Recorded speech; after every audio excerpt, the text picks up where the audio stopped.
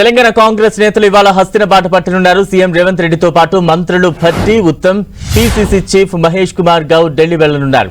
మంత్రివర్గ విస్తరణపై ఏఐసీసీ పెద్దలతో చర్చించనున్నట్టుగా తెలుస్తోంది. ఇవాళ ఢిల్లీలో అందుబాటులో ఉండాలని అధిష్టానం నుంచి 2 రోజుల క్రితం కాంగ్రెస్ నేతలకు పిలుపొచ్చింది. ఇవాళ అసెంబ్లీ సమావేశాల తర్వాత హస్తం నేతలు ఢిల్లీ వెళ్లనున్నారు. కేబినెట్ విస్తరణ అంశంపై కొద్ది రోజులుగా చర్చ జరుగుతోంది. అనేక సార్లు సీఎం రేవంత్ ఢిల్లీ వెళ్లి వచ్చినా దీనిపై ఎలాంటి క్లారిటీ రాలేదు. అయితే ఈ సమావేశంలో ముఖ్యంగా కేబినెట్ విస్తరణ అంశమే ఎజెండాగా సమావేశం జరగనున్నట్టు తెలుస్తోంది. ప్రస్తుతం తెలంగాణ మంత్రివర్గంలో 6 బెర్తులు ఖాళీగా ఉన్నాయి. సామాజిక సమీకరణాల ఆధారంగా కేబినెట్ కూర్పు ఉండనున్నట్టుగా తెలుస్తోంది. ప్రస్తుతం మంత్రివర్గ రేసులో పలువురు నేతలు ముందు వరుసలో ఉన్నారు. వాకిట శ్రీహరి ముదిరాజ్, కోమటిరెడ్డి రాజగోపాల్ రెడ్డి, గడ్డం వివేక్, ప్రేమ్ సాగర్ రావు, విజయశాంతి, అమీర్ అలీ ఖాన్, సుదర్శన్ రెడ్డి, మైనంపల్లి రోహిత్ రావు పేర్లను పరిశీలిస్తున్నారు. అయితే మంత్రుల జాబితా రేపు ఫైనల్ కానున్నట్టు తెలుస్తోంది. మంత్రివర్గ విస్తరణతో పాటు పీసీసీ నూతన కార్యవర్గ ఏర్పాటు, నామినేటెడ్ పదవుల భర్తీపై కూడా చర్చకు రానున్నట్టు తెలుస్తోంది.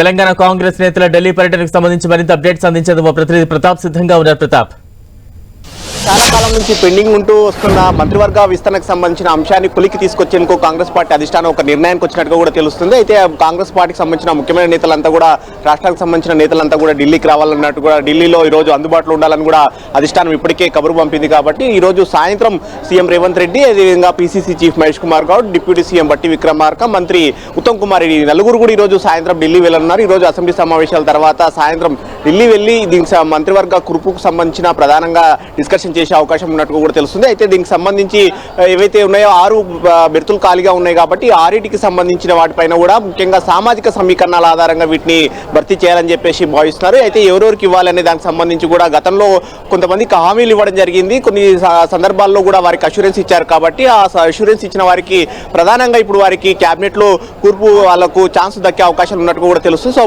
ప్రధానంగా చూసినట్లయితే కనుక వాకిట శ్రీహరి ముదిరాజ్, ఆయనకు పార్లమెంట్ ఎన్నికల సందర్భంగా ముదిరాజ్ సామాజిక వర్గానికి క్యాబినెట్ లోకి తీసుకుంటామంటూ కూడా సీఎం రేవంత్ రెడ్డి హామీ ఇచ్చారు. హామీ మేరకు శ్రీహరి ముదిరాజ్ కు ఈసారి బెర్తు కన్ఫర్మ్ అయినట్టుగా కూడా పార్టీ వర్గాలు చెప్తున్నాయి. అదేవిధంగా కోమటిరెడ్డి రాజగోపాల్ రెడ్డి, గడ్డం వివేక్ వీరిద్దరికి కూడా పార్టీ అధిష్టానం గతంలో పార్టీలోకి వచ్చిన సందర్భంగా హామీ ఇవ్వడం అనేది కానీ, అదేవిధంగా పార్లమెంటు ఎన్నికల సందర్భంగా భువనగిరి పార్లమెంటు కనుక కైవసం చేసుకున్నట్లయితే కనుక ఖచ్చితంగా రాజగోపాల్ రెడ్డికి క్యాబినెట్ లో ఛాన్స్ ఇస్తామని చెప్పేసి గతంలో హామీ ఇచ్చారు. కాబట్టి వాటిని హామీ మేరకు కూడా వారికి ఇచ్చే అవకాశాలు ఉంటుందో తెలుస్తుంది. అయితే మిగతా అంశాలను చూసినట్లయితే కనుక సామాజిక సమీకరణాలను బేస్ చేసుకొని కూడా ఈసారి ఖచ్చితంగా ఇవ్వచ్చే అవకాశాలు ఉండదు తెలుస్తుంది. అయితే ప్రధానంగా బీసీ సామాజిక వర్గానికి సంబంధించి వాకిట శ్రీహరి ముదిరాజ్తో పాటు అదేవిధంగా బీసీ మహిళగా విజయశాంతికి కూడా ఛాన్స్ దక్కే అవకాశాలు ఉన్నట్టు కూడా ఒక చర్చ జరుగుతుంది. అదేవిధంగా మైనార్టీ కోటాలో అమీర్ అలీ ఖాన్కి ఇప్పటికే ఎమ్మెల్సీగా ఉన్నారు కాబట్టి హైదరాబాద్ కోటాలో కూడా ఎవరు లేరు.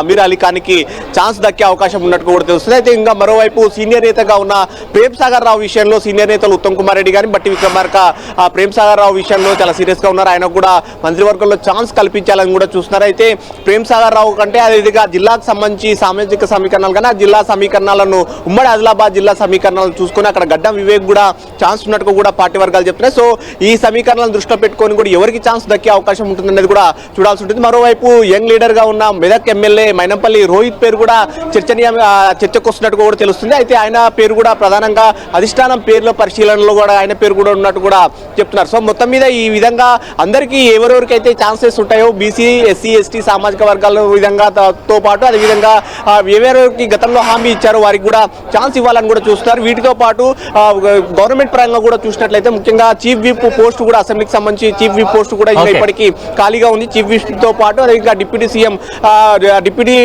స్పీకర్ పోస్ట్ కూడా ఖాళీగా ఉంది. కాబట్టి డిప్యూటీ స్పీకర్ కు సంబంధించిన వీటితో పాటు పార్టీకి సంబంధించిన కార్యవర్గానికి సంబంధించి కూడా చాలా కాలం నుంచి పెండింగ్ గా ఉంటుంది. పీసీసీ చీఫ్ అయ్యి కూడా ఇప్పటికీ 6 నెలలు అవుతుంది. కాబట్టి వీటిని కూడా భర్తీ చేసేందుకు కూడా పార్టీ అధిష్టానం ఆలోచన చేస్తుంది. అందుకే ఈ రోజు ముఖ్యమైన నేతలందరూ కూడా ఢిల్లీకి రప్పించారు. రేపు వీటికి సంబంధించి పార్టీ కార్యవర్గంతో పాటు మంత్రివర్గ విస్తరణ, ముఖ్యమైన పోస్టులు డిప్యూటీ స్పీకర్ కానీ చీఫ్ విప్ వీటన్నిటి కూడా భర్తీ చేసేందుకు కూడా కాంగ్రెస్ పార్టీ అధిష్టానం అయితే డిసైడ్ అయిందని చెప్పొచ్చు. థాంక్యూ ప్రతాప్.